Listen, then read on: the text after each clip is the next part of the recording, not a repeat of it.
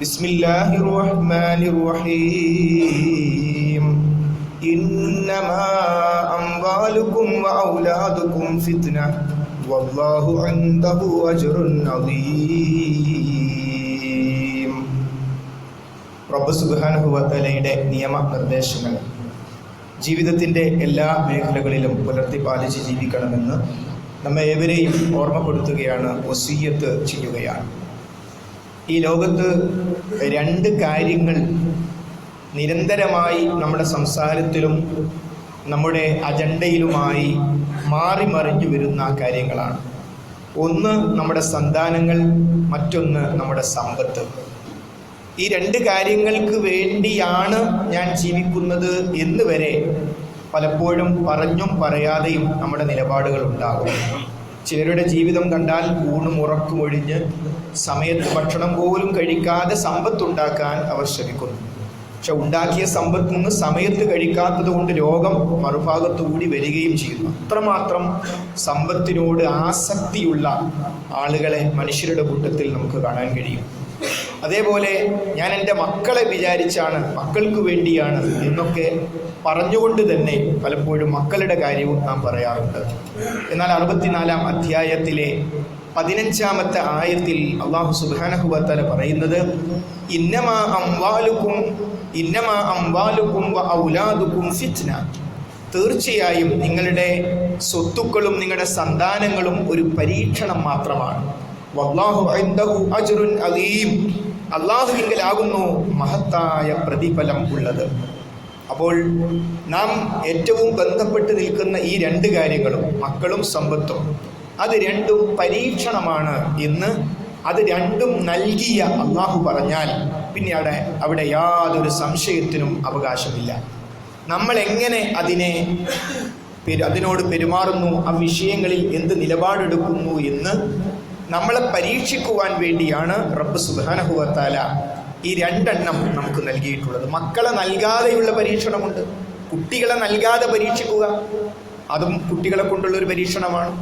ആ പരീക്ഷണത്തിൽ വിശ്വാസരംഗത്ത് ഉറച്ചു നിൽക്കുമോ, അതോ നരകം ശാശ്വതമായി കിട്ടുന്ന സ്വർഗത്തിൽ മക്കളെയും സന്താനങ്ങളെയും ഇണകളെയും എല്ലാം നഷ്ടപ്പെട്ടു പോകുന്ന നിത്യ നരകത്തിലേക്ക് എത്തിച്ചേരാൻ കാരണമാകുന്ന ശിർക്ക്, അള്ളാഹുവിൽ പങ്കു ചേർക്കുക, മക്കളെ കിട്ടാൻ വേണ്ടി അള്ളാഹു അല്ലാത്ത ആളുകളോട് പ്രാർത്ഥിച്ച് അത്തരം കേന്ദ്രങ്ങളിൽ നേർച്ചകളും വഴിപാടുകളും സമർപ്പിക്കുന്ന ഒരവസ്ഥയിലേക്ക് നാം പോകുമോ എന്ന പരീക്ഷണവും മക്കളെ ലഭിക്കാത്ത അവസ്ഥയിൽ ഒരുപക്ഷെ മനുഷ്യർ അത്തരത്തിലുള്ള രൂക്ഷമായ പരീക്ഷണങ്ങളും വന്നേക്കാം. അതേപോലെ തന്നെ സമ്പത്തിൻ്റെ കാര്യത്തിൽ മക്കൾ എന്നത് ഇന്ന് ഏറ്റവും കൂടുതൽ നാം ശ്രദ്ധ ചെലുത്തേണ്ടുന്ന ഒരു കാര്യമാണ്. നമുക്ക് ഒരു സത്യവിശ്വാസിയുടെ ജീവിതത്തിൽ വ്യത്യസ്ത അമാനത്തുകൾ, ഉത്തരവാദിത്തങ്ങളുണ്ട്. വല്ലദീനഹും ലി അമാനാത്തിഹിം വഅഹ്ദിഹിം റാഊൻ. 23-ാം അധ്യായത്തിലെ സൂറത്ത് മുഅ്മിനൂനിലെ 8-ാമത്തെ ആയത്തിൽ സ്വർഗത്തിൽ പോകുന്ന സത്യവിശ്വാസികളായ ആളുകളുടെ പ്രത്യേകത പറഞ്ഞെടുത്ത് അവർ അവരുടെ അമാനത്തുകൾ നിർവഹിക്കും, കരാറുകൾ നിറവേറ്റും. നാം ആരോടെങ്കിലും ഏതെങ്കിലും തരത്തിലുള്ള കരാറുകളിൽ ഏർപ്പെട്ടിട്ടുണ്ടെങ്കിൽ പരലോകത്ത് നാം അതിൻ്റെ പേരിൽ കുടുങ്ങാതിരിക്കണമെങ്കിൽ ആ കരാർ നിറവേറ്റണം. നമ്മുടെ മേൽ എത്തിപ്പെട്ടിരിക്കുന്ന അമാനത്തുകൾ രണ്ടു വിധമുണ്ട്. ഒന്ന് സ്വമേധയാ നമ്മുടെ മേലുള്ള അമാനത്തുകൾ, രണ്ട് നാം ഏൽപ്പിക്കപ്പെടുന്ന അമാനത്തുകൾ. നമ്മൾ ഒരു പള്ളിയുടെ അല്ലെങ്കിൽ ഒരു ദഅവാ സംഘത്തിൻ്റെ ഒന്നിൻ്റെയും ഇമാറത്ത് ആഗ്രഹിക്കാൻ പാടില്ല. എനിക്കതിൻ്റെ പ്രസിഡന്റ് ആകണം, ഇതിൻ്റെ സെക്രട്ടറി എനിക്കാകണം, ഒരു കമ്മിറ്റി മെമ്പർ പോലും ആയിട്ടില്ലെങ്കിൽ ശരിയാവില്ല എന്ന തരത്തിൽ ഭൗതികമായ കാര്യങ്ങളെപ്പോലെ അല്ല യഥാർത്ഥത്തിൽ ദീനിയായ ഉത്തരവാദിത്തങ്ങൾ. മഹാനായ നബി കരീം സ്വല്ലല്ലാഹു അലൈഹി വസല്ലമയുടെ അടുത്തൊരു സഹാബി വന്ന് പറഞ്ഞു, നബിയെ, എന്തേ അങ്ങ് എന്നെ ഒരു ഉത്തരവാദിത്വം ഏൽപ്പിക്കാത്തത്? കാരണം അദ്ദേഹം റസൂലുള്ളാഹി സ്വല്ലല്ലാഹു അലൈഹി വസല്ലം പല സ്വഹാബത്തിനെയും വിളിച്ചുകൊണ്ട് പല ഉത്തരവാദിത്തങ്ങൾ ഏൽപ്പിക്കുന്നത് കാണുകയാണ്. അപ്പോൾ റസൂലുള്ളാഹി സ്വല്ലല്ലാഹു അലൈഹി വസല്ലം, വഹിയുള്ള റസൂലുള്ളാഹ് അദ്ദേഹത്തോട് പറഞ്ഞു, നിനക്കത് ഭാരമായിരിക്കും, പരലോകത്ത് നിനക്കത് ബുദ്ധിമുട്ടായിരിക്കും. അപ്പം അതുകൊണ്ട് റസൂലുള്ളാഹ് ബോധപൂർവം അയാളെ ഉത്തരവാദിത്തം ഏൽപ്പിക്കാതിരിക്കുകയാണ്. ഇതുപോലെ നമ്മളുടെ മേൽ നിങ്ങൾ ഇന്ന ഉത്തരവാദിത്വം നിർവഹിക്കണമെന്നൊരു സമൂഹം ആവശ്യപ്പെട്ടാൽ അത് നമ്മളെ കൊണ്ട് കഴിയുമെന്ന് അവർ കണ്ടെത്തിയതാണ്. അത് നമ്മുടെ മേൽ അമാനത്താണ്. ഞാൻ അന്നേ പറഞ്ഞില്ല എന്നെ കൊണ്ട് കഴിയില്ല, അത് പറയാൻ പാടില്ല. നാം ഏൽപ്പിക്കപ്പെട്ട് കഴിഞ്ഞാൽ നമുക്ക് നമ്മുടെ കാര്യങ്ങളൊക്കെ പറയാം. ഏൽപ്പിക്കപ്പെട്ട് കഴിഞ്ഞാൽ ഞാൻ അന്ന് ആവില്ല എന്ന് പറഞ്ഞല്ലോ എന്ന വർത്തമാനങ്ങൾക്ക് പിന്നീട് സ്ഥാനമില്ല. ആ ഉത്തരവാദിത്വം നാം നിർവഹിക്കണം, അമാനത്താണ്. എന്നാൽ മനസ്സിൻ്റെ ഉള്ളിൽ എവിടെയെങ്കിലും ഒരു പ്രസിഡന്റായാൽ തരക്കേടില്ല, ഒരു സെക്രട്ടറി ആയാൽ കുഴപ്പമില്ല, ആ ചിന്ത നരകത്തിലേക്ക് നമ്മെ നയിക്കുന്ന. കാരണം ഒരിക്കലും നേതൃത്വം ചോദിച്ചു വാങ്ങരുതെന്ന് മാത്രമല്ല, അങ്ങനെ ഒരാൾക്ക് ആഗ്രഹമുണ്ടെന്ന് കണ്ടാൽ അയാൾക്ക് കൊടുക്കരുത്. അത് അയാളോടുള്ള സ്നേഹമാണ്. അപ്പം അതാണ് ദീനീ രംഗത്തുള്ള ഉത്തരവാദിത്തങ്ങളുടെ പ്രത്യേകത. എന്നാൽ സ്വാഭാവികമായും നാം നേരിട്ട് നിർവഹിക്കുന്ന ഉത്തരവാദിത്തങ്ങളുണ്ട്. നമ്മുടെ ഇണകളുടെ മേൽ, ഭാര്യയാകട്ടെ ഭർത്താവാകട്ടെ, നമുക്ക് ഉത്തരവാദിത്തമുണ്ട്. നമ്മുടെ വീടുമായി ബന്ധപ്പെട്ട് ഉത്തരവാദിത്തമുണ്ട്. അതേപോലെ നമ്മുടെ മക്കളുടെ വിഷയത്തിലും നമുക്ക് അമാനത്തുണ്ട്. മക്കൾ പ്രസവിച്ച് നമുക്ക് സന്തോഷം നൽകുന്ന സന്താനങ്ങൾ ഉണ്ടായാൽ മാത്രം പോരാ, ആ സന്താനങ്ങളുടെ കാര്യത്തിൽ ജനനം മുതൽ നമുക്ക് അമാനത്തുണ്ട്, ഉത്തരവാദിത്തമുണ്ട്. മഹാനായ നബി കരീം സ്വല്ലല്ലാഹു അലൈഹി വസല്ലമയുടെ അധ്യാപനങ്ങൾ, അതേപോലെ തന്നെ വിശുദ്ധ ഖുർആൻ നമുക്ക് പഠിപ്പിച്ചിരിക്കുന്ന അധ്യാപനങ്ങൾ, ഈ രണ്ട് ഖുർആനിലും ഹദീസിലും വന്ന അധ്യാപനങ്ങൾ പരിശോധിച്ചു നോക്കിയാൽ ഒട്ടേറെ കാര്യങ്ങൾ നമുക്ക് കാണാൻ പറ്റും. ഏറ്റവും പ്രധാനം, ആ കുഞ്ഞിന് ലോകത്തിൻ്റെ സർട്ടാവ് തന്നെ നിശ്ചയിച്ചു വെച്ചിട്ടുള്ള ഭക്ഷണം നമ്മൾ തടയരുത് എന്നതാണ്. കുഞ്ഞിന് റബ്ബ് നിശ്ചയിച്ചു വെച്ച ഭക്ഷണമാണ് മുലപ്പാൽ എന്ന് പറയുന്നത്. അത് ഒരിക്കലും നമ്മളുടെ തീരുമാനങ്ങൾ വെച്ചുകൊണ്ട് തടയാൻ പാടില്ല. വിശുദ്ധ ഖുർആൻ പറയുന്നത് 46-ാം അധ്യായത്തിലെ 15-ാമത്തെ ആയത്തിൽ വഹംലുഹു വഫിസാലുഹു 30 ശഹറാ, അവൻ്റെ ആ ഗർഭകാലവും മുലകുടി നിർത്തലും കൂടി 30 മാസക്കാലമാകുന്നു. ആ കുട്ടിയെ മാതാവ് ഗർഭം ധരിക്കലും അതേപോലെ തന്നെ കുട്ടിക്ക് മുല കൊടുക്കലും രണ്ടും കൂടി ചേർത്ത് വരുന്ന ഘട്ടം എന്ന് പറയുന്നത് മൊത്തം 30 മാസക്കാലമാകുന്നു എന്ന് വിശുദ്ധ ഖുർആൻ നമുക്ക് പഠിപ്പിച്ചു തരികയാണ്. വഹംലുഹു വഫിസാലുഹു 30 ശഹറാ. അപ്പോൾ മറ്റൊരു സ്ഥലത്ത് 31-ാം അധ്യായത്തിലെ 14-ാമത്തെ ആയത്തിൽ അല്ലാഹു സുബ്ഹാനഹു വ തആല പറയുന്നത് വഫിസാലുഹു ഫീ ആമൈൻ, അവൻ്റെ മുലകുടി നിർത്തുന്നതാകട്ടെ 2 വർഷം കൊണ്ടാണ്. ഇത് നമ്മൾ ഏത് സൈറ്റിൽ കയറി പരിശോധിച്ചാലും, ഏത് ആരോഗ്യവകുപ്പിൻ്റെ എവിടെ പോയി പരിശോധിച്ചാലും എല്ലാവരും ഇങ്ങോട്ട് പറയുന്ന മറുപടിയാണ് 2 വർഷം. 2 വർഷം റബ്ബ് സുബ്ഹാനഹു വ തആല ഒരു കുഞ്ഞിന് 2 വർഷം ശരാശരി മുലപ്പാല് നൽകണം. അത് തടയാൻ ഞാനും നിങ്ങളും ആരാണ്? പലപ്പോഴും സ്ത്രീകളെ ബാധിക്കുന്ന ഒരു തെറ്റായ ധാരണയുണ്ട്. ആ ധാരണ അവർ മറ്റാരോടും പറയില്ല. ആ ധാരണ എന്താണ്? ശരിയായ വിധത്തിൽ കുട്ടിക്ക് 2 വർഷമൊക്കെ മുലപ്പാൽ കൊടുത്താൽ എൻ്റെ സൗന്ദര്യം നശിച്ചു പോകും എന്നൊരു ധാരണയുണ്ട്. ആരും അങ്ങോട്ടും ഇങ്ങോട്ടും വാക്കാൽ പറയില്ല. അതുകൊണ്ട് അവർ കുട്ടി ശരിക്കും മുല കുടിക്കുന്നില്ല, മുലപ്പാൽ ഇല്ലെന്ന് തോന്നുന്നു തുടങ്ങിയ ചില ആളുകൾ കളവ് പറഞ്ഞും ചില ആളുകൾ അല്ലാതെയും 2 വർഷത്ത് എത്തുന്നതിന് മുമ്പ് തന്നെ മുലപ്പാല് നിർത്തിക്കളയും. പാടില്ലാത്ത കാര്യമാണ്. ഇനി ശാസ്ത്രീയമായി പരിശോധിച്ചാലോ, ഒരു സ്ത്രീയുടെ ആരോഗ്യത്തിന് ദോഷകരമായ ഒരു കാര്യം പടച്ചോൻ പറയൂ. മുലപ്പാല് യഥാവിധി കൊടുത്തിട്ടില്ലെങ്കിൽ സ്ത്രീയുടെ സൗന്ദര്യത്തിൽ കുറവ് വരും. മുലപ്പാല് യഥാവിധി കൊടുത്തിട്ടില്ലെങ്കിൽ സ്തനത്തെ ബാധിക്കുന്ന ക്യാൻസറിൻ്റെ പ്രധാനപ്പെട്ട ഒരു കാരണം മുലപ്പാല് പിടിച്ചു വച്ചതാകുന്നു എന്നതാണ്. നമ്മുടെ ശരീരത്തിൽ നിന്ന് പുറത്തു പോകേണ്ട ഒരു കാര്യം അവിടെ തന്നെ പിടിച്ചു വച്ചാൽ ആകാരം നഷ്ടപ്പെട്ടു പോകും. അത് പുറത്തേക്ക് പോകേണ്ടത് അവിടെ തന്നെ കെട്ടിവെച്ചാൽ സൗന്ദര്യവും അതുപോലുള്ള കാര്യങ്ങൾ നഷ്ടപ്പെട്ടു പോകും എന്നതാണ്. എന്നാൽ പലപ്പോഴും സംഭവിക്കുന്നത് മുലപ്പാല് കൊടുക്കേണ്ട രീതിയിലല്ല പലരും കൊടുക്കുന്നത്. പ്രസവിച്ച കഴിഞ്ഞ ഉടനെയൊക്കെ ഒരു പക്ഷേ ഇരുന്ന് മുലപ്പാൽ കൊടുക്കാൻ കഴിയില്ല, ക്ഷീണവും പ്രയാസമൊക്കെ ഉണ്ടാവും. ആ സന്ദർഭത്തിൽ കിടന്നു കൊടുക്കാം അല്പമൊക്കെ. എന്നാൽ ഇരുന്ന് ഒരു 45 ഡിഗ്രി ചെരിച്ച് വല്യമ്മമാരൊക്കെ കുട്ടികൾക്ക് പറഞ്ഞു കൊടുക്കാറുണ്ട്. അങ്ങനെയാണ് മുലപ്പാൽ. അങ്ങനെ മുലപ്പാൽ എത്ര കാലം കൊടുത്താലും സൗന്ദര്യത്തിനൊന്നും സംഭവിക്കില്ല. എന്നാൽ അതല്ലാത്ത നിലക്ക് കിടന്നിട്ടാണ് 6 മാസം കൊണ്ട് തന്നെ സൗന്ദര്യം പോകും. യഥാവിധത്തിലല്ല കൊടുക്കുന്നത് എങ്കിൽ സമൂഹത്തിൽ വ്യാപകമായുള്ള തെറ്റിദ്ധാരണയുടെ ഫലമായി മുസ്ലിങ്ങളിൽ പോലും, മുസ്ലിങ്ങൾ അങ്ങനെ വരാൻ പാടില്ല, മുസ്ലിം കുട്ടികൾക്ക് പോലും യഥാവിധി മുലപ്പാല് കിട്ടുന്നില്ല. കാരണം ഈ ഒരു ധാരണയാണ്. എൻ്റെ തടി കഴിഞ്ഞിട്ട് എൻ്റെ സൗന്ദര്യം ഒഴിവാക്കിയിട്ടൊന്നും ആ കുട്ടി അങ്ങനെ വളരേണ്ടതില്ല എന്ന ഒരു മനോഗതി വളർന്നു വരുന്നു. അത് ശാസ്ത്രീയമായും ശരിയല്ല. ഇനി ശാസ്ത്രം എന്ത് പറഞ്ഞാലും ദീനിയായ ഒരു ഉത്തരവാദിത്തമാണ്. വിശുദ്ധ ഖുർആൻ എടുത്തു പറഞ്ഞൊരു കാര്യമാണ് 2 വർഷക്കാലം കുഞ്ഞിന് മുലപ്പാല് കൊടുക്കണമെന്നത്. പ്രസവിച്ചു കഴിഞ്ഞാൽ റബ്ബ് സുബ്ഹാനഹു വ തആലയോടുള്ള നന്ദി. ഏതൊരു പ്രസവമായിരുന്നാലും സ്വാഭാവികമാണല്ലോ, ഒട്ടേറെ പ്രാർത്ഥനകളുടെയും ഒക്കെ അവസ്ഥയ്ക്ക് ശേഷമാണ് ഒരു കുഞ്ഞു പുറത്തേക്ക് വരുന്നത്. അവിടെ ഏറ്റവും പ്രധാനമാണ് ആ കുഞ്ഞുമായി ബന്ധപ്പെട്ട് എന്തൊക്കെയാണ് പരിശുദ്ധ ഇസ്ലാം പഠിപ്പിച്ചത്, അതൊക്കെ എനിക്ക് പാലിക്കണം. അതാണ് ഏറ്റവും പ്രധാനം. അതുകൊണ്ട് തന്നെ ഒരു കുഞ്ഞ് ജനിച്ചാൽ 7-ാം ദിവസം വളരെ പ്രധാനമാണ്. 7-ാം ദിവസം കുട്ടിക്ക് പേരിടുക, മുടി കളയുക, ആ മുടിയുടെ ഭാരത്തിന് സമാനമായ സ്വർണം അല്ലെങ്കിൽ വെള്ളി ദാനം ചെയ്യുക, അതേപോലെ തന്നെ ആ കുട്ടിയുടെ പേരിൽ അഖീഖ അറക്കുക. ഇത്രയും കാര്യങ്ങൾ 7-ാമത്തെ ദിവസം ഏതെങ്കിലും കാരണവശാൽ ആരോഗ്യപരമായ പ്രശ്നങ്ങൾ കൊണ്ടോ മറ്റോ ദിവസം മാറിപ്പോകാം. പക്ഷെ മറ്റു പ്രശ്നങ്ങളൊന്നും ഇല്ലെങ്കിൽ 7-ാം ദിവസം തന്നെ ചെയ്താൽ അതിന് പ്രത്യേകമായ പുണ്യമുണ്ട്.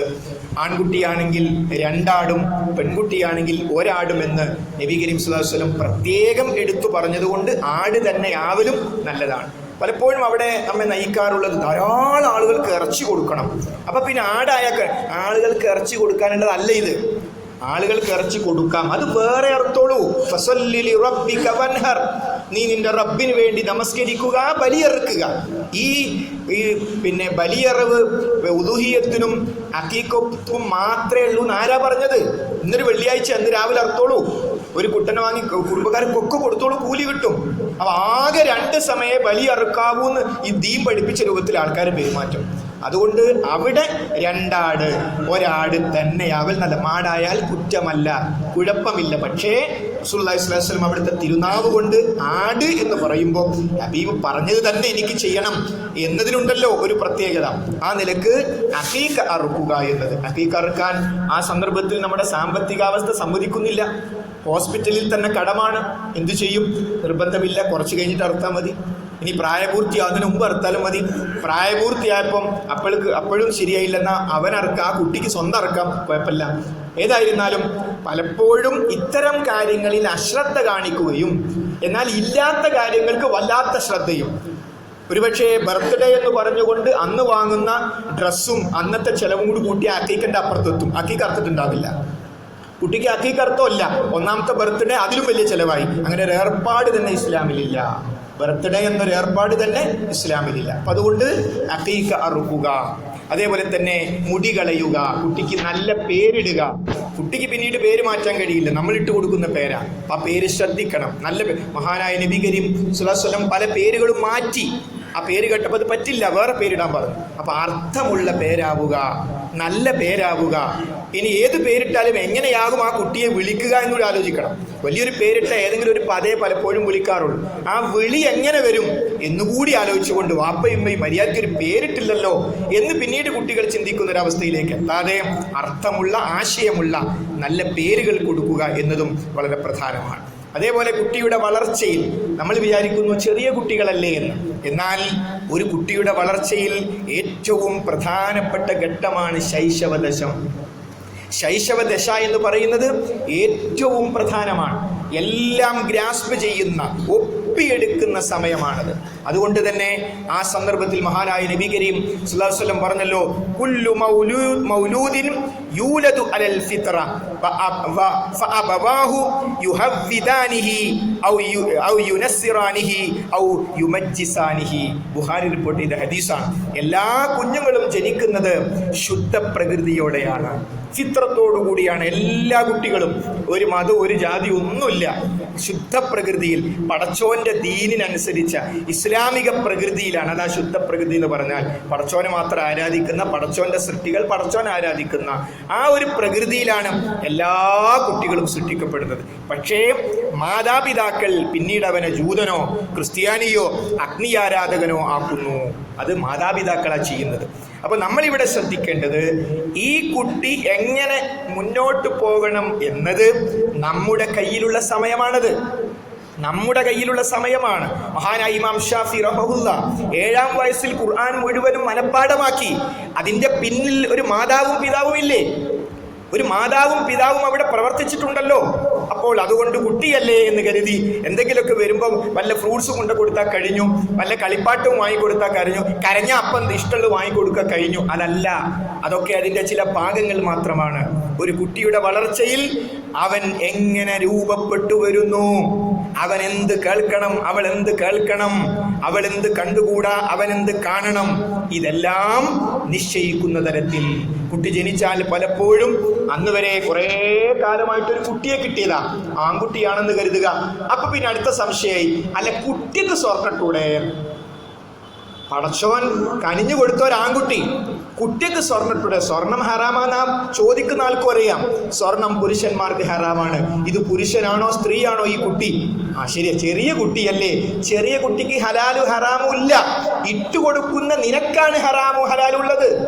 ഇട്ടുകൊടുക്കുന്ന നീയാണ് കുറ്റക്കാരനാവുക. അപ്പൊ അവിടെ എന്താ? നന്ദി കേട്. പടച്ചോനെ കുറേ കാലം ദ്വാരുന്ന് എനിക്കിങ്ങനെ ആൺകുട്ടി പിടിച്ച നന്ദി കേട്, ഞാൻ സ്വർണ്ണിടും. നിന്റെ ഹബീബ് ഹറാമാത് പഠിപ്പിച്ച സ്വർണം എന്റെ കുട്ടിയെ ഞാൻ ധരിപ്പിക്കും. ധിക്കാരല്ലേ കാണിക്കുന്നത്? അതുകൊണ്ട് പറ്റില്ല എന്ന് പറയുമ്പോൾ ഒരു സന്തോഷത്തോടു കൂടി എന്റെ പ്രവാചകൻ മുത്തു മുഹമ്മദ് മുസ്തഫ നബി കരീം സല്ലല്ലാഹു അലൈഹി വസല്ലം പാടില്ല എന്ന് പറഞ്ഞൊരു കാര്യം, ഉമ്മ എവിടെ, ഭാര്യ എവിടെ, കുടുംബക്കാരെവിടെ, അവരൊക്കെ എന്റെ ഹബീബ് കഴിഞ്ഞിട്ടാ തുറന്നു പറയാൻ കഴിയണം എന്റെ റസൂലിന് ഇഷ്ടല്ല. 4 ആളങ്ങ് തുറന്നു പറഞ്ഞു നോക്കൂ, അപ്പൊ കാര്യം മാറി വരും. അതുകൊണ്ട് കുടുംബക്കാരെ ആവശ്യത്തിന്റെ മുന്നിൽ അവിടെ പതറിപ്പോവുകയും എന്നിട്ട് ഹറാമ് സമ്മതിക്കുകയും ചെയ്യുകയല്ല, മറിച്ച് അവിടെ എന്താണ് ദീൻ, അത് പ്രത്യേകിച്ച് റബ്ബ് സുബ്ഹാനഹു വ തആല തന്ന ഒരു അനുഗ്രഹത്തിനുള്ള നന്ദി എന്നുള്ള നിലക്ക് അത്തരം കാര്യങ്ങൾ നമ്മൾ പ്രത്യേകം ശ്രദ്ധിക്കേണ്ടതുണ്ട്. അതുപോലെ തന്നെ ഒരു കുട്ടിയെ സംബന്ധിച്ചിടത്തോളം ആ കുട്ടിയോടുള്ള മാതാവിൻ്റെ പെരുമാറ്റം, പിതാവിൻ്റെ പെരുമാറ്റം, ഗൃഹാന്തരീക്ഷം, കളിക്കൂട്ടുകാർ, ഇതെല്ലാം ഒരു കുട്ടിയെ രൂപപ്പെടുന്നതിൽ പ്രധാനമാണ്. മാങ്ങ കൂട്ടിയിട്ടു ഒരൊറ്റ ദിവസം കൊണ്ട് പഴുപ്പിച്ച് പുറത്തേക്കിടും, ഒരു പൊടി അങ്ങ് വിതറിയാൽ മതി. ആൾക്കാരൊക്കെ ആരോഗ്യം നശിച്ചാലും നാളെ തന്നെ മാർക്കറ്റിൽ വിൽക്കാൻ പറ്റും. അന്തരീക്ഷമാണ് അവിടെ പ്രധാനം. മൊത്തം കൂട്ടിയിട്ട് ഒരു പൊടി അങ്ങ് വിതറി. ഇതേപോലെ ഈ കുട്ടിയെ കൂട്ടിയിട്ടിട്ട് നമ്മൾ എന്താണ് ആ കുട്ടിക്ക് കൊടുക്കുന്നത് അതനുസരിച്ച് ആ കുട്ടി രൂപപ്പെട്ടുകൊണ്ട് വരും. ചിലപ്പോൾ വൃത്തികെട്ട പദപ്രയോഗങ്ങളൊക്കെ 2 or 3 വയസ്സാകുമ്പോഴേക്ക് വളരെ വൃത്തികെട്ട പദമൊക്കെ കുട്ടി അങ്ങോട്ട് പറയാൻ തുടങ്ങും. എന്തേ? കൂട്ടിയിട്ടിട്ട് കൊടുത്തത് അതാണ്. അപ്പൊ അതുകൊണ്ട് പ്രത്യേകിച്ച് പലപ്പോഴും കുട്ടികൾ കരയുമ്പോഴൊക്കെ കരച്ചിൽ പെട്ടെന്ന് TV മുമ്പിൽ അങ്ങ് വെച്ചു കൊടുക്കുക. പിന്നെ കുട്ടി ഒന്നും മിണ്ടൂല. കാരണം എന്താ? അതിൽ ആ കാഴ്ചയിൽ യഥാർത്ഥത്തിൽ നമ്മൾ TV കാണുന്നതിനേക്കാളും ആഴത്തിലാണ് കുട്ടിയുടെ കാഴ്ച. കാരണം ഒഴിഞ്ഞ മനസ്സിലേക്കാണ് അത് ചെയ്യുന്നത്. പലപ്പോഴും വൈകൃതമായൊരു മനസ്സിന്റെ ഉടമയായി കുട്ടി മാറാൻ ആ TV-യുടെ കാഴ്ച കാരണമായി തീരും. മാത്രമല്ല സംഗീതമാണ് ആ കുട്ടി കേൾക്കുന്നത്. സംഗീതത്തെ മഹാനായ നബി കരീം സല്ലല്ലാഹു അലൈഹി വസല്ലം ഹറാമാക്കാനുള്ള കാരണങ്ങൾ പരിശോധിക്കുമ്പോൾ യാഥാർത്ഥ്യ ലോകത്തുനിന്നും സംഗീതം മറ്റൊരു ലോകത്തേക്ക് നമ്മളെ കൊണ്ടുപോകുന്നു. ഏതൊരു മ്യൂസിക്കും ഏതൊരു സംഗീതവും പ്രണയവും സീരിയലും വിജയിക്കണമെങ്കിൽ ഒരു പ്രണയം അവിടെ ഉണ്ടാകും. പ്രണയത്തോട് ബന്ധപ്പെട്ടൊരു പാട്ട് അവിടെ വരും. ഇതാണ് ആ വൃത്തികെട്ട മദ്യത്തോട് പട്ടിനോടൊക്കെ നബി കരീം സല്ലല്ലാഹു അലൈഹി വസല്ലം ചേർത്ത് പറഞ്ഞതാണ്. പാട്ടല്ല, മ്യൂസിക്, വീണ പോലെയുള്ള സംഗീതോപകരണങ്ങൾ ഉപയോഗിച്ചുള്ള മ്യൂസിക്. ഇത് പറയുമ്പോൾ നമുക്ക് എന്തപ്പം ഇങ്ങനൊക്കെ പറയാൻ? ഹബീബായ റസൂലുള്ള പറഞ്ഞതാ സല്ലല്ലാഹു അലൈഹി വസല്ലം. ഉൾക്കൊള്ളാൻ പറ്റുന്നില്ലേ? എങ്കിൽ സ്വന്തം മനസ്സിനോട് പറയാം, അള്ളാന്റെ റസൂല് പറഞ്ഞ ദീൻ ഉൾക്കൊള്ളാൻ എനിക്ക് തൗഫീഖ് നൽകണേ. അല്ലാതെ ഹുതുബ പറയുന്ന ആളോടും ഇത് പറയുന്ന ആൾക്കാരോട് ദേഷ്യം പിടിച്ചിട്ട് കാര്യമില്ല. ഹദീസിൽ വന്നതാ. ലോകത്ത് ആരെങ്കിലും പറഞ്ഞു അങ്ങനെ ഒരു ഹദീസില്ല? ആരും പറയില്ല. അപ്പൊ അതുകൊണ്ട് ആ കുഞ്ഞിന്റെ മനസ്സിലേക്ക് ഈ ഹറാമിന്റെ ശബ്ദമാണോ കുഞ്ഞു പ്രായത്തിൽ കൊടുക്കേണ്ടത്? അല്ല. അപ്പൊ നമ്മൾ ചിന്തിക്കും, ഈ TV ഇവിടെ നിന്നാൽ എൻ്റെ കുട്ടിയുടെ ഭാവി എന്താകും? വേറെ എവിടെ TV ഉണ്ടോ അല്ലേ എന്നുള്ളതല്ല. ഇന്നെന്തിനാ TV സഹോദരങ്ങളെ? എന്തിനാ സീരിയലും അതുപോലെ തന്നെ സിനിമയും 24 മണിക്കൂറും കാണുന്ന ഒരു പെട്ടി എന്തിനാ? ആവശ്യമുള്ള വിവരങ്ങളൊക്കെ ആവശ്യമുണ്ടെങ്കിൽ തുറക്കാൻ എല്ലാവരെയും മൊബൈലിൽ എത്തുന്നുണ്ട്. ഇനി അവിടുന്ന് വല്ല പ്രത്യേക പേരുണ്ടെങ്കിൽ പ്രത്യേകമായിട്ട് നമ്മുടെ മൊബൈലിൽ എത്തും. പിന്നെ എന്തിനാണ് നമ്മൾ അധ്വാനിച്ച് കഷ്ടപ്പെട്ട് വിയർപ്പൊഴുക്കി വീട്ടിലേക്ക് ഭക്ഷണം വാങ്ങി വരുമ്പോൾ ഇവിടെ ഹറാമ് തിന്ന് കുളിച്ച് ആ ഹറാമിന്റെ ലോകത്ത് നമ്മുടെ കുടുംബം, നിസ്കാരം ഓർമ്മല്ല, ഒന്നും ഓർമ്മല്ല, സീരിയലിന്റെ മുകളിൽ നമ്മുടെ കുടുംബത്തെ ആക്കിയിട്ട് നമ്മൾ പോയിട്ട് അധ്വാനിക്കും. പാലിക്കുക. എന്തിനാ ഇങ്ങനെ ബുദ്ധിമുട്ടാകുന്നത്? അമേരിക്കയിൽ ഏതാനും വർഷങ്ങൾക്ക് മുമ്പ് ഒരു പ്രസ്ഥാനം തുടങ്ങി. ആര്? പരലോക വിശ്വാസികളല്ല, അതല്ലാത്തവര്. എന്താ തുടങ്ങാൻ കാരണം? 2 പേർക്ക്, ആണും പെണ്ണും 2 പേരും, ഒന്ന് മെട്രിക്കുലേഷൻ SLC പ്രായം, മറ്റൊന്ന് +2, 2 പേർക്കും ഫൈനൽ പരീക്ഷയുടെ സ്റ്റഡി ലീവാണ്. അവര് മാതാവും പിതാവും ജോലിക്ക് പോയി, ഇവർ 2 പേരും സ്റ്റഡി ലീവാണ്. അപ്പൊ മോന്റെ മനസ്സിൽ ഇന്നലെ അച്ഛനും അമ്മയും ഞങ്ങൾ കാണാതെ എന്തോന്ന് കണ്ടിട്ടുണ്ടല്ലോ, തപ്പി പിടിച്ച് അവസാനം CD കിട്ടി. 2 പേരും കൂടി കണ്ടു. അതൊരു വൃത്തികെട്ട രംഗങ്ങളുള്ള ഒരു ബ്ലൂ ഫിലിമിന്റെ CD ആയിരുന്നു. പെട്ടെന്ന് ഏതോ ഒരാവശ്യത്തിന് അതേ ദിവസം പിതാവ് നേരത്തെ എത്തി. ഭാര്യ ഭർത്താക്കന്മാരെ പോലെ ആങ്ങളെയും പെങ്ങളെയും, കാരണം ഈ രംഗം കണ്ടിട്ട് അദ്ദേഹം തൻ്റെ ആ TV എടുത്ത് 3 നില വീടിൻ്റെ ഏറ്റവും മുകളിൽ പോയി താഴോട്ടിട്ടു. അവിടെ മുതൽ അമേരിക്കയിൽ ഒരു പുതിയ പ്രസ്ഥാനം തുടങ്ങി, TV വിരുദ്ധ പ്രസ്ഥാനം. നമ്മളൊക്കെ എങ്ങനെയെങ്കിലും ഒരു TV വാങ്ങുമ്പോൾ TV ഒഴിവാക്കുക, കാരണം കുട്ടികളെ പഠനത്തെ ബാധിക്കും, കുട്ടികൾ നമുക്ക് നഷ്ടപ്പെട്ടു പോകും, അവർ മോശമായി പോകും. പരലോക വിശ്വാസം കൊണ്ടല്ല, ദുനിയാവിൽ അവരുടെ ഭാവിയെ പേടിച്ചിട്ട്. ആ ഏറ്റവും വികസിതക്കാർ അങ്ങനെ ചിന്തിക്കുമ്പോൾ നമ്മൾ നേരെ തിരിച്ചൊരു TV ഒന്നും ഇല്ലെങ്കിൽ മോശമല്ലേ എന്നിടത്താണ്. അതിൻ്റെ അർത്ഥം വാർത്ത കാണണ്ട, വാർത്ത കേൾക്കണ്ട, ലോകവിവരം വേണ്ട എന്നൊന്നുമല്ല. പക്ഷെ നമ്മുടെ കുടുംബത്തെ നശിപ്പിച്ചിട്ട്, നമ്മുടെ മക്കളെ നശിപ്പിച്ചിട്ട് വേണോ ഇതൊക്കെ എന്ന് നമ്മൾ ചിന്തിക്കേണ്ടതുണ്ട്. അപ്പം അതുകൊണ്ട് സഹോദരങ്ങളെ, നമ്മുടെ ഗൃഹാന്തരീക്ഷം വളരെ പ്രധാനമാണ്. പ്രത്യേകിച്ച് മാത്രമല്ല, കളിച്ചു വളരേണ്ടുന്ന പ്രായം, കുട്ടികൾ കളിച്ചു വളരേണ്ടുന്ന പ്രായത്തിൽ കളിച്ചു വളരുക തന്നെ വേണം. ഒരു മൊബൈൽ അങ്ങ് കൊടുത്താൽ അവൻ്റെ കളിയും എല്ലാം നിന്നും ഒതുങ്ങിക്കൂടി അങ്ങനെ ഒരാൾ തന്നെ വീട്ടിലില്ലാത്തതുപോലെ അല്ല. ആ പ്രായം അതിൻ്റേതല്ല, മറിച്ച് ഓടണം, ചാടണം, എല്ലിന് ഉറപ്പ് വെക്കണം, മസിലുകൾ ഇളകണം, വിയർക്കണം, അതുപോലെ തന്നെ മണ്ണിൽ കളിക്കണം, മണ്ണിലൂടെ കിട്ടേണ്ട ചില കാര്യങ്ങൾ മണ്ണിലൂടെ തന്നെ കിട്ടണം. അങ്ങനെ ഓടി മരത്തിൻ്റെ മുകളിൽ കയറണം, മരത്തിൻ്റെ മുകളിൽ കയറാം, മരത്തിൻ്റെ മുകളിലൊക്കെ കയറണം. സൈക്കിൾ പഠിക്കണേ, സൈക്കിൾ പഠിച്ചാൽ വീഴും, സൈക്കിൾ പഠിക്കണം, വീഴണം, അപ്പൊ മനസ്സിലാവും ഞാൻ വീഴും, അങ്ങനൊക്കെ ഉണ്ടാവും. അങ്ങനെ ഈ ചുറ്റുപാടുകളുമായി ബന്ധിപ്പിച്ച് അങ്ങനെയാ കുട്ടികൾ വളരേണ്ടത്. അതല്ലാതെ ഒതുങ്ങി ഒറ്റ ഒരൊറ്റ ഓട്ടം, ബാക്കി എല്ലാ കുട്ടികളും ഓടി, ഇവന് ഓടാൻ അറിയില്ല, കാരണം എന്താ, അവനതൊന്നും ചെയ്തിട്ടില്ല. അതുകൊണ്ട് അങ്ങനെ ഒരു AC റൂമിൽ വളർത്തേണ്ട നല്ല കുട്ടികൾ ഈ പ്രകൃതിയോട് യോജിച്ചുകൊണ്ട് അങ്ങനെ വളർന്നു വരേണ്ടവരാണ് കുട്ടികൾ. ആ തരത്തിൽ കുട്ടികളെ കളിച്ചു വളരേണ്ട പ്രായത്തിൽ ശാരീരിക, മാനസിക, സാമൂഹ്യ വളർച്ച കുട്ടികൾക്ക് അനിവാര്യമാണ്. ശാരീരിക വളർച്ച വേണം, അത് നമ്മൾ ആരും ക്ലാസ് എടുക്കേണ്ടതില്ല. നമ്മൾ ലോകത്ത് എവിടെ ഉണ്ടെങ്കിലും കുട്ടിക്ക് കൊടുക്കേണ്ട ഭക്ഷണം നമ്മൾ കൊണ്ടുകൊടുക്കും, വസ്ത്രം നമ്മൾ വാങ്ങിക്കൊടുക്കും. എന്നാൽ മാനസിക വളർച്ച, സാമൂഹിക വളർച്ച, മാനസിക വളർച്ചയിൽ ഒന്നാമത്തെ ഉസ്താദ് മാതാവാണ്, രണ്ടാമത്തത് പിതാവാണ്, പിന്നെ ബാക്കിയുള്ളവരാണ്. സാമൂഹിക വളർച്ചയിൽ കൂട്ടുകുടുംബ സമ്പ്രദായം വളരെ പ്രധാനമാണ്. ഇന്നതില്ലാതെ പോയി. കൂട്ടുകുടുംബമാകുമ്പോൾ ഒന്നിച്ച് കളിക്കുവാൻ, ഒന്നിച്ച് ജീവിക്കുമ്പോൾ ശ്രദ്ധിക്കേണ്ട കാര്യങ്ങൾ എന്തൊക്കെ? നേരം എടുത്ത് നിന്നാൽ പറ്റൂല, അനിയൻ്റെ കുട്ടിയുണ്ട്, ഇപ്പുറത്തെ കുട്ടിയുണ്ട്, അപ്പം ഞാൻ ഇങ്ങനെയാണ് എടുക്കേണ്ടത്. അങ്ങനെയൊക്കെയുള്ള ഒരു സാമൂഹ്യമായ ഒരു അവസ്ഥയിൽ കുട്ടികൾ, നമ്മളിൽ പലരും അങ്ങനെയാണ് വളർന്നു വന്നത്. എന്നാൽ ഇന്ന് അണുകുടുംബത്തിലേക്ക് നീങ്ങി. അതുകൊണ്ട് ഇപ്പോൾ ചെയ്യാൻ പറ്റിയത് കുടുംബ സന്ദർശനങ്ങൾ വർദ്ധിപ്പിക്കുക, കുടുംബ സംഗമങ്ങൾ ബോധപൂർവം സൃഷ്ടിക്കുക. പലപ്പോഴും നമ്മുടെ കുടുംബത്തിലെ തന്നെ പലരെയും നമ്മുടെ കുട്ടികൾക്ക് അറിയില്ല. ഇത് മൂത്താപ്പാന്റെ മോനാ, അത് പറഞ്ഞു കൊടുക്കേണ്ട അവസ്ഥയിലേക്ക് കുടുംബ ബന്ധങ്ങൾ നമ്മൾ തന്നെ മുറിച്ചു കളയുന്ന, ബോധപൂർവം അല്ലെങ്കിൽ അത്തരം ചില അവസ്ഥകളിലേക്ക് ഇന്ന് സമൂഹം പോകുന്നുണ്ട്. അതുകൊണ്ട് അതല്ലാത്തൊരവസ്ഥയിലാണെങ്കിൽ സാമൂഹ്യ വിരുദ്ധ മനസ്സ് നമ്മുടെ കുട്ടികൾക്ക് വരും, സ്വാർത്ഥതയുടെ മനസ്സ് നമ്മുടെ കുട്ടികൾക്ക് വരും. എൻ്റേത്, എൻ്റെ കുടുംബം, എൻ്റെ പ്ലേറ്റ്, എൻ്റെ ഭക്ഷണം, എൻ്റെ ബാഗ് എന്ന് പറഞ്ഞ് കുട്ടികൾ സ്വാർത്ഥതയിലേക്ക് ഒതുങ്ങിക്കൂടുന്ന ഒരവസ്ഥ വരും. അതൊരിക്കലും പാടില്ല. അതുകൊണ്ട് ഗൃഹാന്തരീക്ഷം വളരെ പ്രധാനമാണ്. അതുപോലെ തന്നെ മഹാനായ നബി കരീം സല്ലല്ലാഹു അലൈഹി വസല്ലമയുടെ ജീവിതത്തിൽ തന്നെ ഇത്തരം കാര്യങ്ങൾ മുമ്പ് നാം സൂചിപ്പിച്ചതുപോലെ പേരക്കിടാങ്ങൾക്ക് വേണ്ടി നബി കരീം സല്ലല്ലാഹു അലൈഹി വസല്ലം ആനയായി കടന്നു കൊടുക്കുന്നു. കുട്ടികൾ പാപ്പാനെ പോലെ നടാന എടത്താന എന്ന് പറയുന്നു. സ്വഹാബത്ത് അത് കാണുന്നു. വല്ലാത്തൊരു വാഹനം തന്നെ, വാഹനക്കാരും മോശമില്ലെന്ന് മഹാനായ നബി കരീം സല്ലല്ലാഹു അലൈഹി വസല്ലം ആ സന്ദർഭത്തിൽ പറയുന്നു.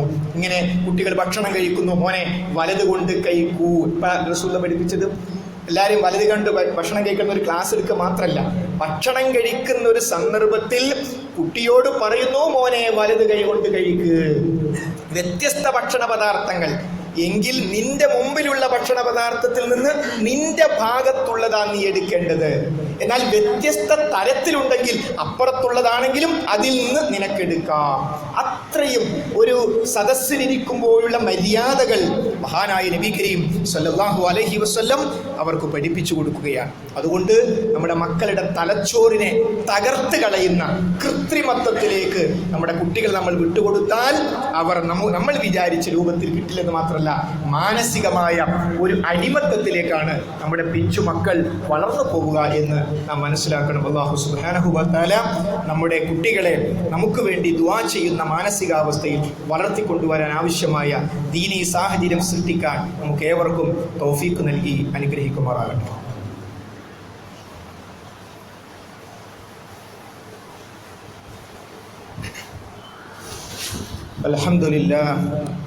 അൽഹംദുലില്ലാഹി റബ്ബിൽ ആലമീൻ വസ്സലാത്തു വസ്സലാമു അലാ റസൂലിഹിൽ അമീൻ വഅലാ ആലിഹി വസ്സഹ്ബിഹി അജ്മഈൻ. അമ്മാ ബഅദ്.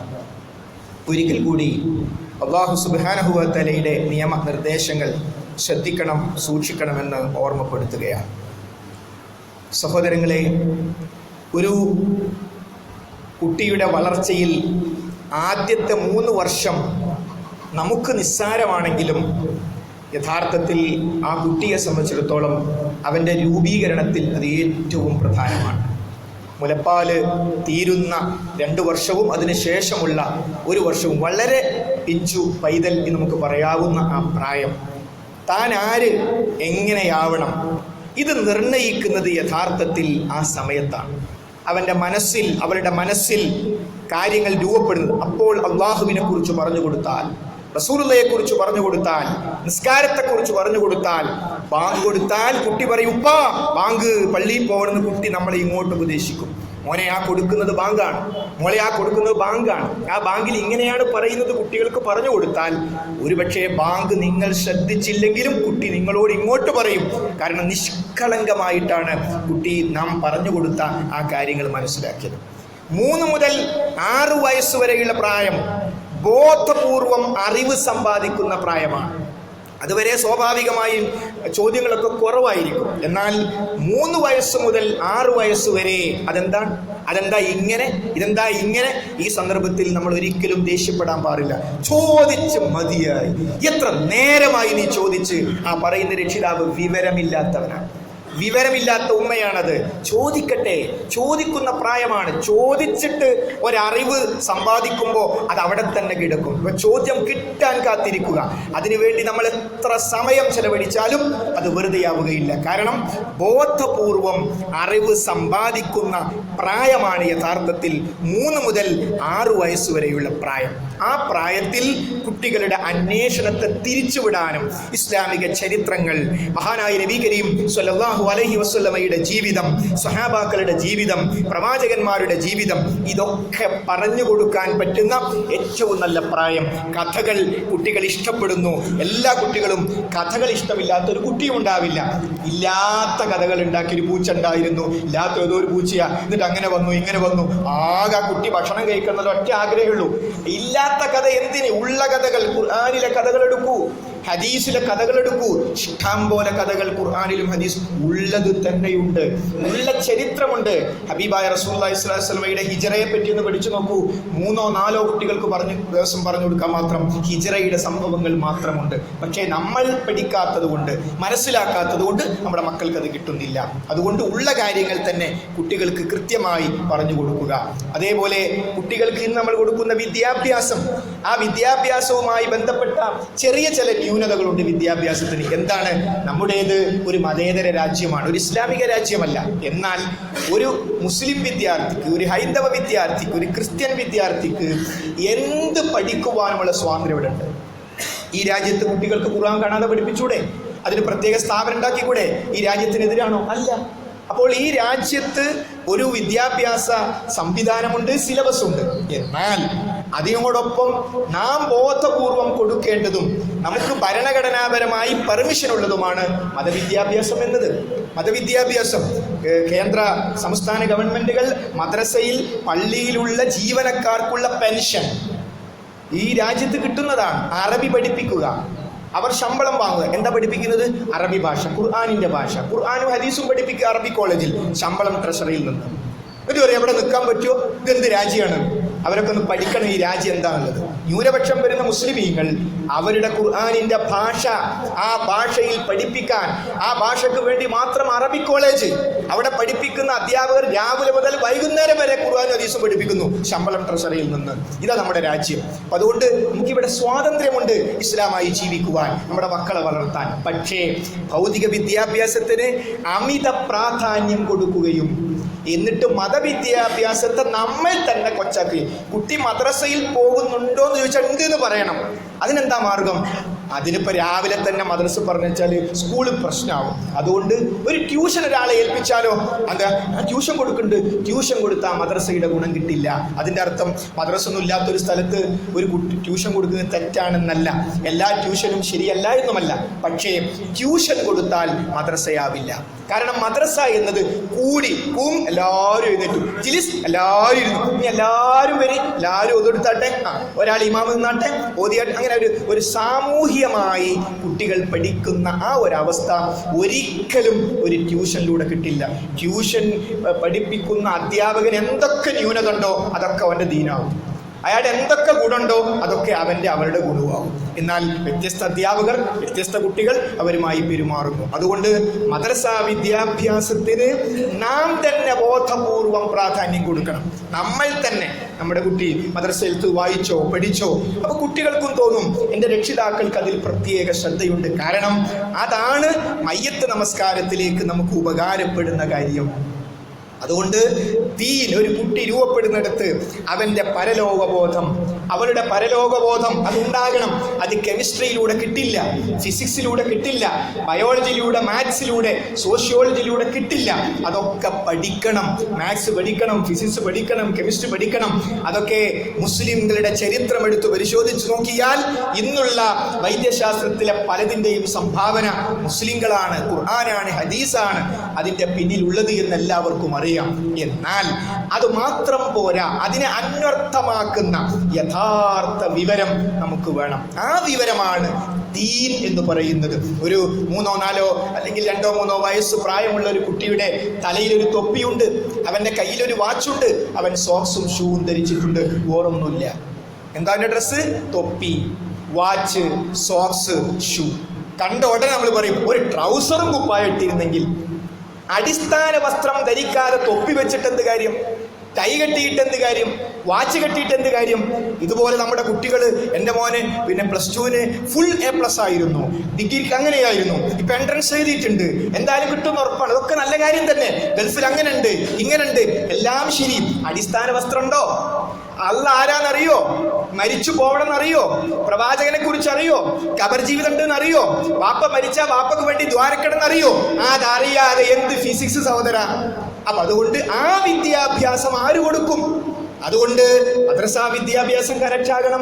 അത് കഴിഞ്ഞ് നമ്മുടെ വീട്ടിൽ നിന്ന് ഖുർആൻ പഠിക്കാൻ സംവിധാനം ഉണ്ടാകണം. അങ്ങനെ നമ്മുടെ മകനെ ഒരു സ്ഥലത്ത് ചേർത്താൽ അവൻ എവിടുന്ന് നിസ്കരിക്കും, അവൾ എവിടുന്ന് നിസ്കരിക്കും? പ്രത്യേകിച്ച് കൗമാരപ്രായത്തിലെത്തുമ്പോൾ കുട്ടികളുടെ വളർച്ചയുടെ പ്രത്യേകമായൊരു ഘട്ടമാണ്. ഒരു നെഗറ്റീവ് മെന്റാലിറ്റി, എല്ലാറ്റിനും നോ പറയുക, ആർക്കും വിവരമില്ല, എനിക്ക് മാത്രമേ വിവരമുള്ളൂ എന്ന് ചിന്തിക്കുന്ന ഒരു സമയം. കുട്ടികൾ സ്നേഹവും അതേപോലെ തന്നെ പരിലാളനയും സംരക്ഷണവും കൂടുതൽ ആഗ്രഹിക്കുന്ന പ്രായം. ആ പ്രായത്തിൽ കുട്ടികളോട് രക്ഷിതാക്കൾ പെരുമാറേണ്ടത് സുഹൃത്തുക്കളെ പോലെ എന്ത് വിഷയമുണ്ടെങ്കിലും ഉമ്മയോട് ഉപ്പയോട് പറയാം എന്ന അർത്ഥത്തിൽ കുട്ടികളെ പൊന്നുപോലെ വളർത്തി ഒരു 10-22 വയസ്സ് കഴിഞ്ഞാൽ അങ്ങ് വിട്ടോളൂ, അവർ പോയിക്കോളും, അതുവരെയുള്ള സമയം. എന്നാൽ അവിടെ പറ്റുന്ന അബദ്ധങ്ങൾ, രക്ഷിതാക്കളുടെ അടുത്ത് വരുന്ന അബദ്ധങ്ങളാണ് പലപ്പോഴും തെറ്റായ ബന്ധങ്ങളിൽ സ്നേഹം തേടി കാമുകന്റെ പിന്നാലെ, സ്നേഹം തേടി കാമുകിയുടെ പിന്നാലെ പോവുകയും അങ്ങനെയുള്ള അവസ്ഥകളിലേക്ക് കുട്ടികൾ എത്തിച്ചേരുന്നതിൽ പ്രധാനപ്പെട്ട ഒരു ഘടകം ഗൃഹാന്തരീക്ഷമാണ്, വീട്ടിലുള്ള അന്തരീക്ഷമാണ്. അങ്ങനെ ഒരു സംഭവം നടക്കുമ്പോൾ അതിൽ മാത്രം കേന്ദ്രീകരിച്ചുകൊണ്ട് നാലും വല്ലാത്തൊരു ആയിപ്പോയി എന്നൊക്കെ നമുക്ക് പറയാം. പക്ഷെ അതിൻ്റെ ബാക്ക്ഗ്രൗണ്ട്, ആ വളർച്ചാ ഘട്ടത്തിൽ കൊടുക്കേണ്ട ദീൻ ആൺകുട്ടിക്ക് കിട്ടിയിട്ടുണ്ടോ, പെൺകുട്ടിക്ക് കിട്ടിയിട്ടുണ്ടോ? നമ്മൾ ഓർക്കുക, മഹാനായ നബി കരീം സ്വല്ലല്ലാഹു അലൈഹി വസല്ലം പറഞ്ഞു, കുല്ലുക്കും റാഇൻ വ മസ്ഊലുൻ അൻ റഅയതിഹി. നിങ്ങളെല്ലാവരും ഭരണകർത്താക്കളാകുന്നു, തങ്ങളുടെ ഭരണീയരെ കുറിച്ച് അവർ ചോദ്യം ചെയ്യപ്പെടും. രക്ഷപ്പെടും. അപ്പൊ നമ്മളൊക്കെ ഏതൊരു ചെറിയ കുടുംബമാണെങ്കിലും നമ്മളൊക്കെ ഭരിക്കുന്ന ആൾക്കാരാ. ആ ഭരണീയരെ കുറിച്ച്, നമ്മുടെ മോനെപ്പറ്റി, മോളെപ്പറ്റി, നമ്മുടെ ഇണയെക്കുറിച്ച് നാളെ പരലോകത്ത് നമ്മളോട് ചോദിക്കും. ആ ചോദ്യത്തിന് ഉത്തരം പറയാൻ നമുക്ക് സാധിക്കണം. അതുകൊണ്ട് വലതുൻ സ്വാലിഹുൻ യദഉലഹു, നമുക്ക് വേണ്ടി ദുആ ചെയ്യുന്ന സ്വാലിഹീങ്ങളായ സന്താനങ്ങളെ നമുക്കുണ്ടാകണം. അന്തരീക്ഷം വളരെ മോശമാണ്. കുട്ടികളുടെ വളർച്ചയിൽ പലപ്പോഴും മുസ്ലിം കുട്ടികൾ പോലും അത്തരം അഫയറുകളും മറ്റും ഇല്ലാത്ത കുട്ടികൾ തുലോം കുറവാണ് എന്നൊരവസ്ഥയിലേക്കാണ് ലോകം പോകുന്നത്. അതുകൊണ്ട് നല്ല ശ്രദ്ധ വേണം. ദീനിയായ എന്തൊരു സംവിധാനം ഉണ്ടെങ്കിലും, ഒരു ക്യാമ്പിനെ കുറിച്ച്, ഒരു ക്ലാസ്സിനെ കുറിച്ച്, നമ്മുടെ പീസ് റേഡിയോയെ കുറിച്ച്, ഇങ്ങനെ ഏതൊരു നല്ല സംവിധാനമുണ്ടോ ആ സംവിധാനത്തിലേക്ക് കുട്ടികളെ ബന്ധിപ്പിച്ച് ദീൻ നിരന്തരമായി കിട്ടുവാനുള്ള സുഹൃത്തുക്കളും അത്തരം സാഹചര്യങ്ങളും നമ്മുടെ കുട്ടികൾക്ക് അവരുടെ നല്ല ഭാവിക്ക് വേണ്ടി നാം ഉണ്ടാക്കി കൊടുക്കണം. ആ ഉത്തരവാദിത്വം നിർവഹിച്ചാലും ചില കുട്ടികൾ പഠിച്ചു പോകും. മഹാനായ നൂഹ് നബി അലൈഹി ഇസ്ലാമിന്റെ മകൻ നൂഹ് നബി അലൈഹി ഇസ്ലാമിന്റെ ദീനിൽ പ്രവേശിച്ചില്ല. ഇബ്രാഹിം നബി അലൈഹി ഇസ്ലാമിന്റെ പിതാവ് ഇബ്രാഹിം നബി അലൈഹി ഇസ്ലാം ദീനിൽ പ്രവേശിച്ചില്ല. നമുക്കവിടെ ഉത്തരവാദിത്തമില്ല.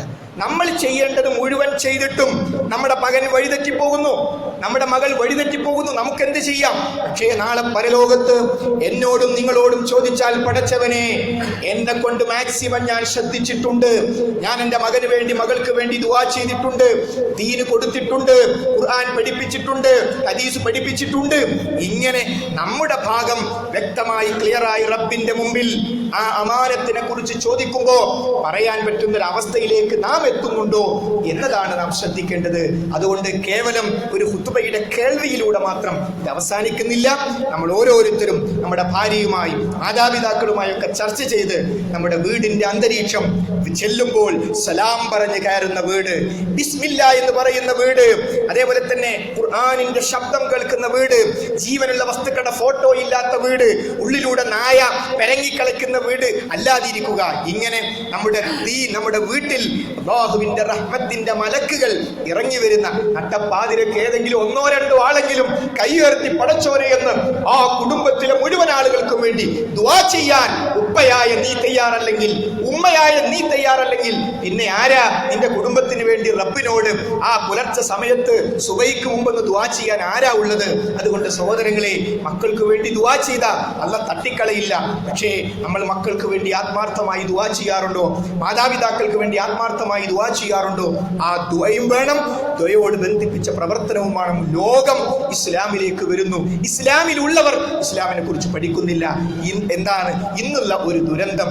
ആ ദുരന്തത്തെ അതിജയിക്കാൻ നമുക്ക് സാധിക്കണം. അല്ലാഹു സുബ്ഹാനഹു വ തആല തൗഫീഖ് ചെയ്യുമാറാകട്ടെ.